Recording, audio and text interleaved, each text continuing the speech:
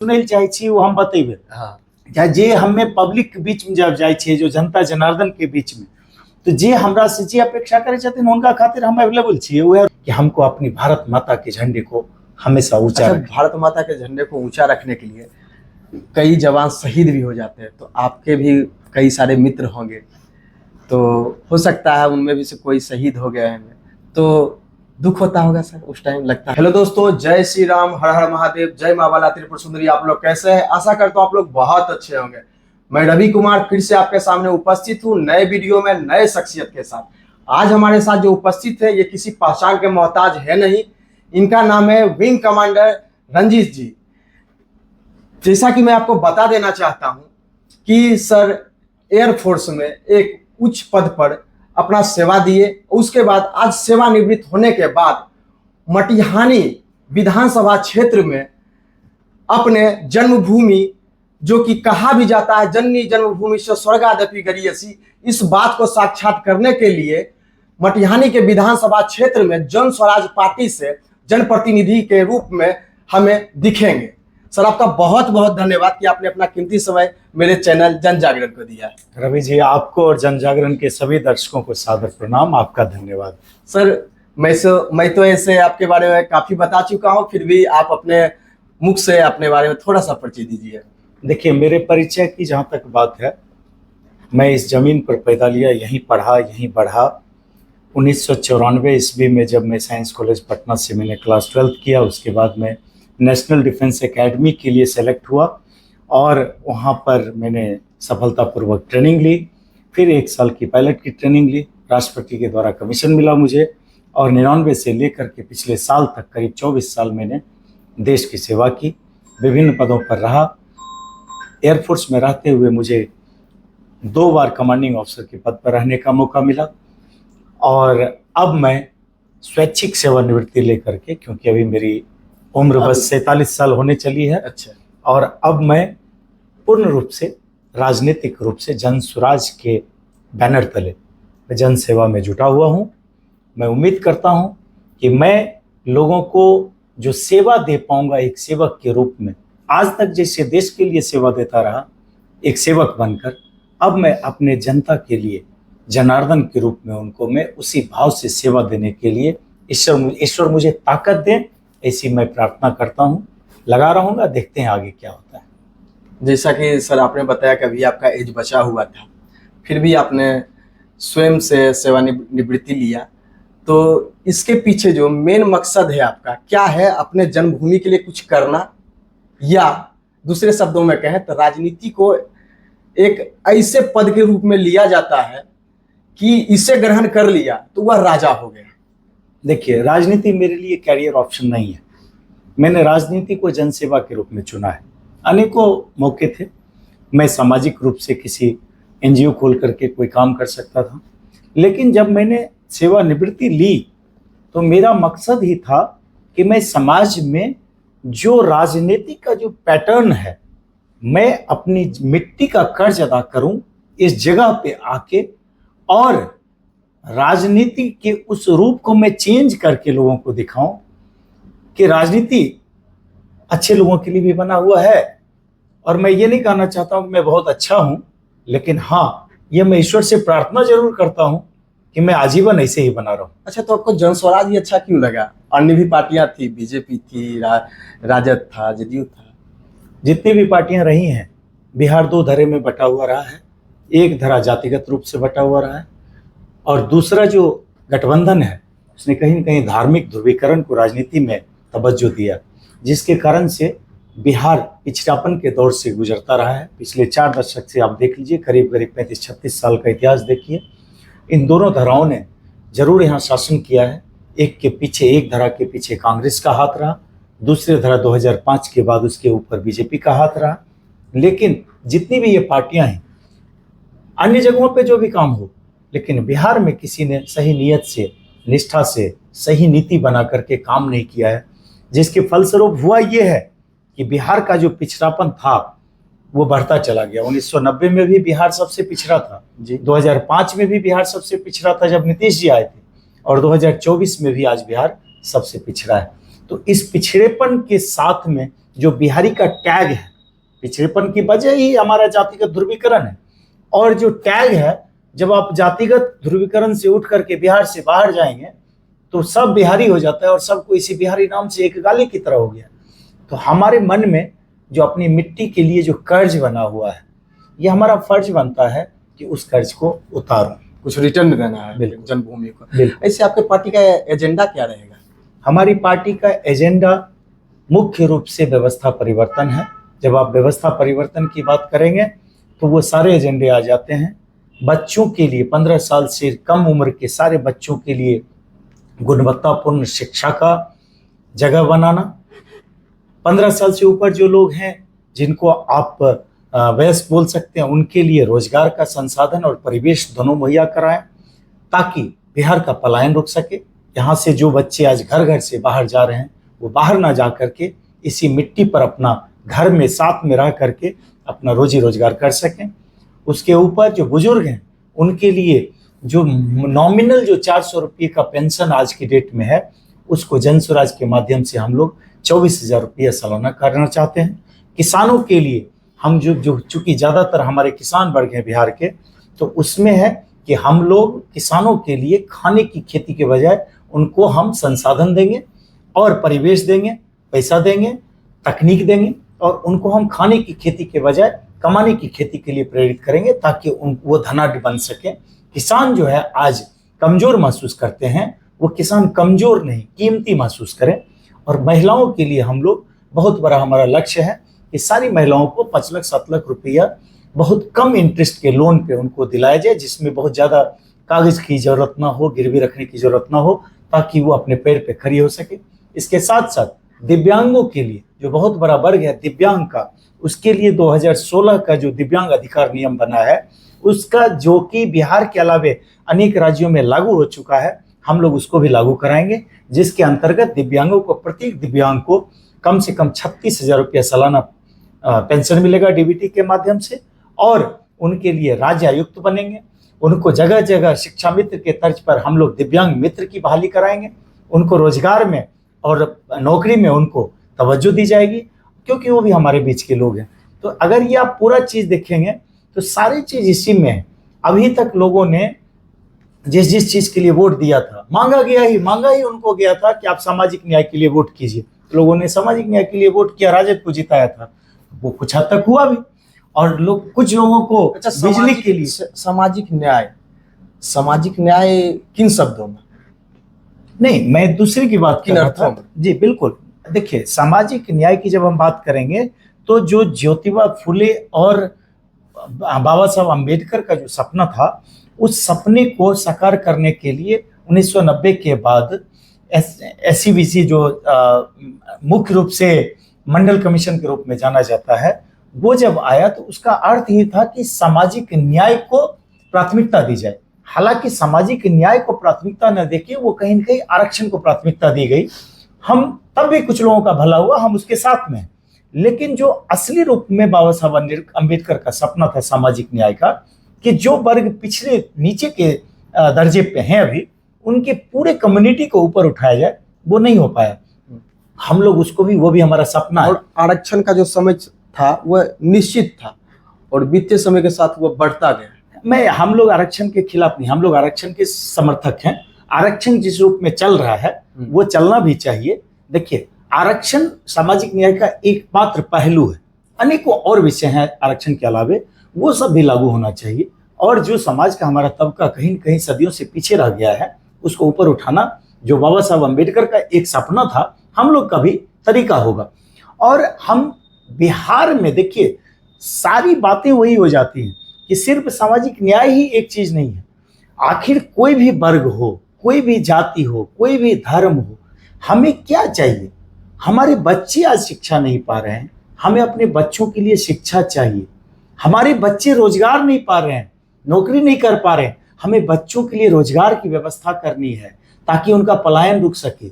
हमें अपने बुजुर्गों के लिए व्यवस्था करनी है, हमें स्वास्थ्य की, सरकारी स्वास्थ्य को सुधारना है ताकि लोग सिर्फ निजी क्लिनिक पे डिपेंडेंट ना रह सके। अगर आप इन सारी चीजों को देखेंगे, हम लोग इसी को बोलते हैं व्यवस्था परिवर्तन। कि सत्ता परिवर्तन सिर्फ एकमात्र हमारा मकसद नहीं है।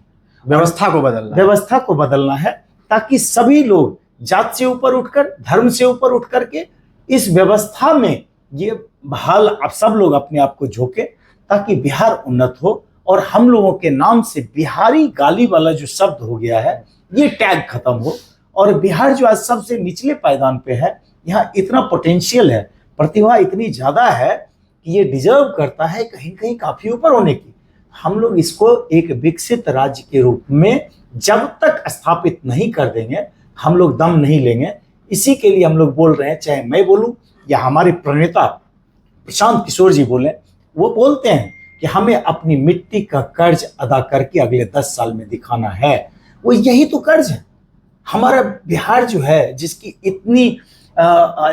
इतनी मजबूत विरासत रही है, गौरव देने वाली, वो क्यों आज सबसे पिछड़ा बना हुआ?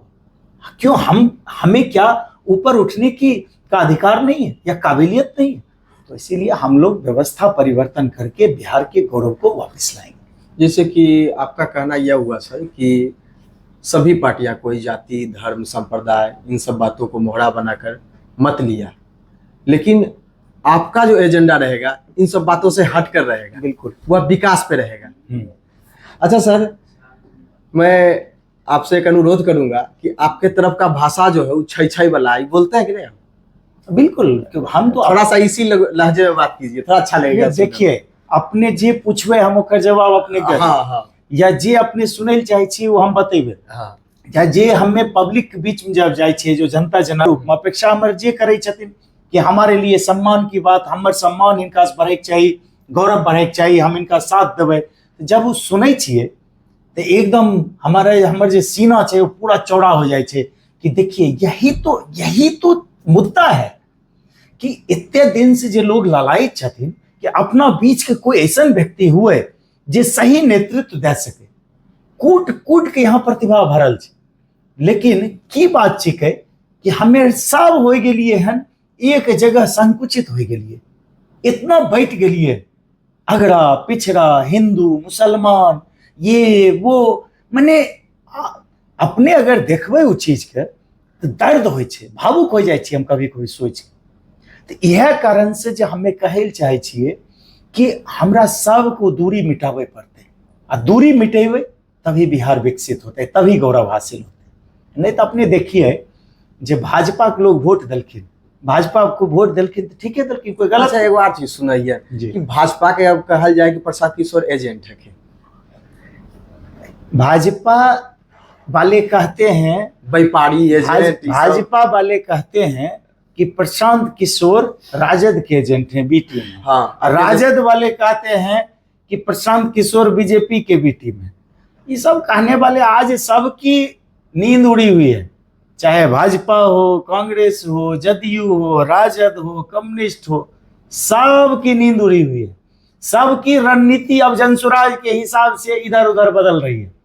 जितने जनप्रतिनिधि जीते हुए हैं, आपको आश्चर्य होगा कि जनप्रतिनिधि अब अपना अपना रास्ता ढूंढ रहे हैं कि कहाँ कि हमरा एजोस ने ओजोस टिकट मिल जेते तो बेसी बढ़िया रहते। अच्छा, 243 को जो सीट है ओकरा में 115 गो है इंडिया के, नहीं, और 128 इधर के हैं। की लगा किनखर गड़बड़ी थी अपने यार? सबके जी। 243 सीट पे हम लोग लड़ेंगे जी। कहीं पे मुकाबला बीजेपी से होगा, कहीं पे मुकाबला कांग्रेस से होगा, कहीं पे मुकाबला राजद से होगा, कहीं पे मुकाबला जदयू से होगा, कहीं पे मुकाबला लोजपा से होगा, कहीं पे मुकाबला कम्युनिस्ट से होगा। सबको धराशायी करेंगे और इतनी सीट आएगी कि सब देखिएगा एक हो जाएंगे। जैसे नहीं हुआ है देश में कि एक पार्टी के खिलाफ में सब एक हो गए हैं, तो यहाँ बिहार में जनसुराज एक तरफ, अब बाकी सब देखिएगा सब में एकता हो जाएगी। आप जरा आने वाले समय में देखिएगा। अच्छा, एक और बात है, जैसा कि सर हम तो ये राजनीति मैटर पे आपसे बात किए, इसके पहले जब आप जॉब में थे तो कोई ऐसा वाकया जो कि आप हमारे चैनल के माध्यम से दर्शकों को बताना चाहते हैं? देखिए, अनेकों वाक्य हैं, लेकिन मैं थोड़ा इंटरेस्टिंग भी हो। जी नहीं, मैं जो बताना चाहता हूँ आप मेरी बात गंभीरता से समझिएगा। हम लोग राष्ट्रवादी व्यक्ति हैं। मैं एक मिलिट्री में मैं एक अधिकारी के पद पर रहा हूँ। जो मिलिट्री का रूल्स है, हम अभी भी सीक्रेट एक्ट के अंदर हैं। मैं फौज की किसी भी ऐसी बात को रिवील करना उपयुक्त नहीं समझूंगा। व्यक्तिगत तौर पे मैं कुछ उसका नियम अनुशासन कुछ जी, बताइए, किस प्रकार का अनुशासन होता तो है? खैर सब लोगों को पता है कि डिफेंस फोर्सेस जो है देश का गौरव है, इसमें सत्य है, ये बात सत्य है और मैं गौरवशाली हूं कि मैं उस फौज का हिस्सा रहा।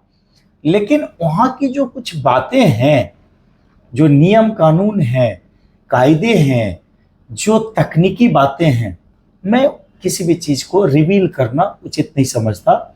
बस मैं इतना इशारा दे सकता हूं कि जो भी देश का नौजवान है, जो भी असली राष्ट्रवादी है, वो आदमी एक बार प्रेरित होकर जरूर डिफेंस फोर्सेस के लिए जाए।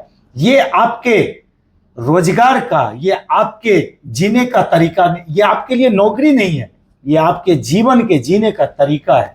फौज जो है, फौज में जाना, ये आपके जीवन जीने का तरीका हो जाता है, आपके लिए ये भोजन यापन का तरीका नहीं रहता है।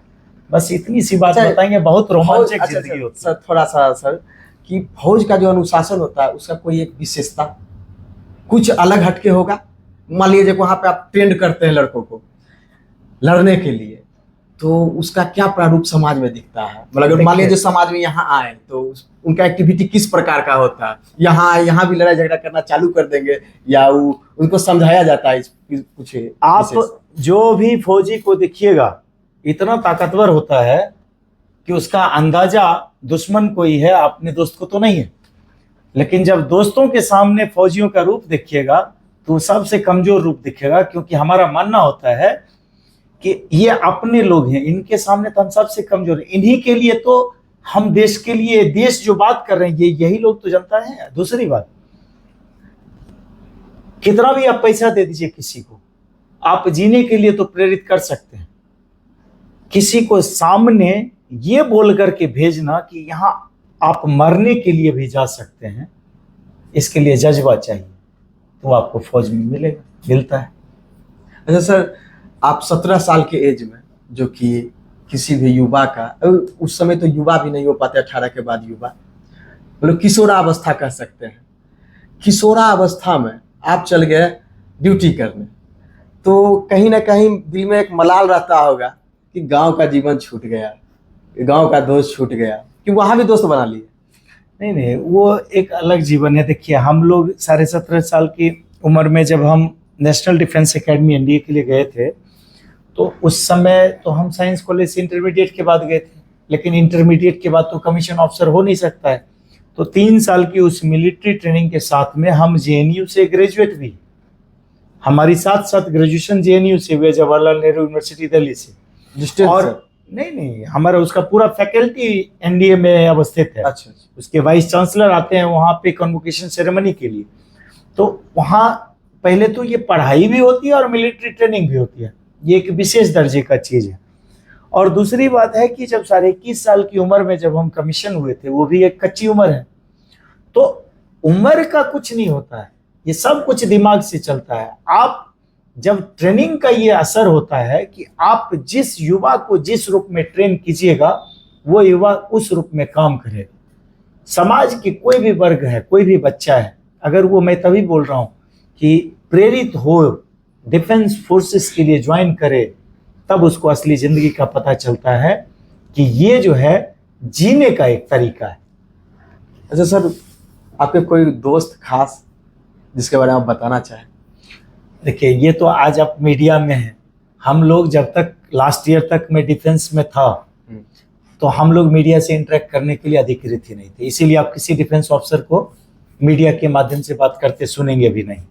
अब चूंकि मैंने रिटायरमेंट ले लिया है और मैं यहाँ पे हूँ, राजनीति में भी हूँ, तो अब मैं आपसे इंटरेक्ट भी कर रहा हूँ। बहुत सारे ऐसे वाक्य हैं, बहुत ही रोमांचक पल होता है, बहुत ही सुखद माहौल होता है। हम लोग देश में खुद के जीने के लिए और अपने लोगों को जीवन सही देने के लिए अपनी जिंदगी को दांव पे लगा के रखते हैं, तो स्वाभाविक है उसमें ऐसे बहुत सारे पल होते हैं, बहुत सारे मित्र होते हैं, दुश्मन तो कोई होता ही नहीं। तो वहाँ पर न धर्म का बंधन होता है, न जाति का बंधन होता है, न किसी तरह की विचारधारा की बात होती है। सभी लोग एक होकर के सिर्फ एक मकसद से काम करते हैं। कि मेरे साथ भी बस 2 घंटा पहले देखिए थे, हम मिलने लोग गया था। इस टाइप का कुछ? बिल्कुल हम लोग इंसान हैं, तो इंसान हमेशा वो मानवता और इंसानियत रहेगी। जब जीवन मिला है तो मृत्यु सत्य है। तो हम लोग इस बात को स्वीकारते हैं कि जब भारत माता के झंडे को ऊंचा करने के लिए अरमान के साथ जब हम आगे बढ़ेंगे तो एट्रिशन होता है। बहुत सारे हमारे मित्र शहीद हुए, बहुत सारे हमारे साथी आज अभी इस दुनिया में नहीं है। दुख तो होता है, अपार दुख होता है, लेकिन हम लोग इस बात के लिए भी ट्रेनिंग मिला हुआ है कि बावजूद इसके कि हमने जीवन खोया है अपने लोगों का, हमें डिमोरलाइज नहीं होना है।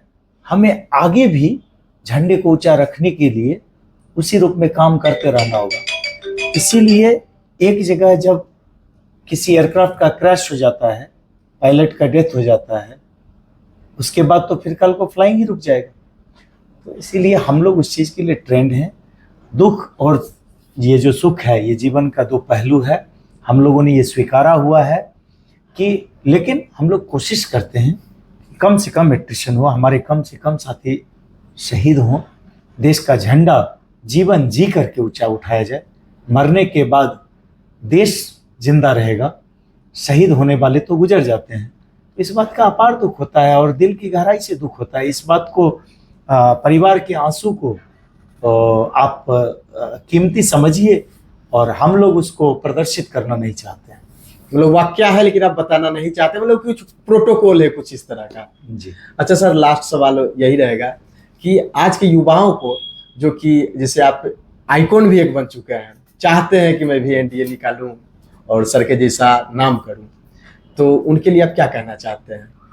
देखिए, मैं तो बेगूसराय में आने के बाद सबसे पहले मैंने ऑफिसर्स ट्रेनिंग सॉल्यूशंस नाम से एक डिफेंस एकेडमी का ही निर्माण किया था, जिसमें मेरा सपना ही था मैं यहाँ के बच्चों को डिफेंस फोर्सेस में ऑफिसर बनाऊं। जी, हमारा कहना यही है। मतलब खोले या खोलने वाले थे? खोले थे हमने, 2 महीने के बाद उसको किसी कारण से, तकनीकी कारण से उसको सस्पेंड कर दिया। आगे वो अभी ऑप्शन क्षेत्र में आते ये विकास के लिए पहला कदम, पहला सीढ़ी चढ़े। जी, हमने उसमें काफी पैसे भी खर्च किए थे, लेकिन वो किसी न किसी वजह से हमें उसको अभी सस्पेंड करना पड़ा, बिकॉज अनेकों काम एक साथ नहीं हो सकते हैं। आगे ये मौका आ सकता है कि मैं उस OTS ऑफिसर्स ट्रेनिंग सॉल्यूशन नाम की उस डिफेंस एकेडमी को दोबारा से जिंदा करूं और उसमें उसके माध्यम से बच्चों को मैं डिफेंस फोर्सेस में अफसर बनाऊं। मेरा एक ही कहना है युवाओं से और देश के सभी लोगों से, और अब युवा नहीं युवतियां भी हैं, क्योंकि एनडीए में अब लड़कियां भी जा रही हैं। लड़कियां लड़कों से कम नहीं है। बिल्कुल, पहले एनडीए सिर्फ लड़कों के लिए था, अब लड़कियां भी जा रही हैं। मेरा यही कहना है कि आप जितनी भी नौकरी करते हैं वो आप अपने जीवन यापन के लिए करते हैं, अपने गौरव के लिए करते हैं, लेकिन एक डिफेंस फोर्सेस अकेला सर्विस है जहां आप जीवन जीते हैं तो देश के झंडे के लिए जीते हैं। स्वयं के गौरव से देश का गौरव ज्यादा महत्वपूर्ण होता है। वो पल जो होता है, इस यही मानवता है कि हम जिस देश में पैदा लिए हैं, जिस राष्ट्र में पैदा लिए हैं, उस राष्ट्रवाद को हम सदैव जिंदा रखें। तो हमें सबसे हम यही अनुरोध करेंगे, जो प्रतिभाशाली हैं वो डिफेंस फोर्सेस की ओर जरूर जाएं। और दूसरी बात मैं ये भी बताना चाहूँगा, हायरार्की में और जो ये है बना हुआ हमारा देश का नियम, उसमें चाहे आप सिविल सर्विसेज के माध्यम से IAS बन जाएं, IPS बन जाएं, या फिर सिविल सर्विसेज के ही UPSC के एग्जाम से डिफेंस फोर्सेस में आप डिफेंस ऑफिसर बने। डिफेंस ऑफिसर का कद हमेशा सभी लोगों से ज़्यादा ऊपर होता है, ये सच्चाई है। इस बात को अगर हमारे युवा समझेंगे तो लोगों को आमतौर पे इंटरेक्शन IAS और IPS से होता है तो उनको लोग आदर्श मानते हैं, मानना भी चाहिए, लेकिन डिफेंस ऑफिसर जो होते हैं वो उसी IAS और IPS के तर्ज पे सेम टेबल में रहते हुए हायरार्की में ऊपर होते हैं।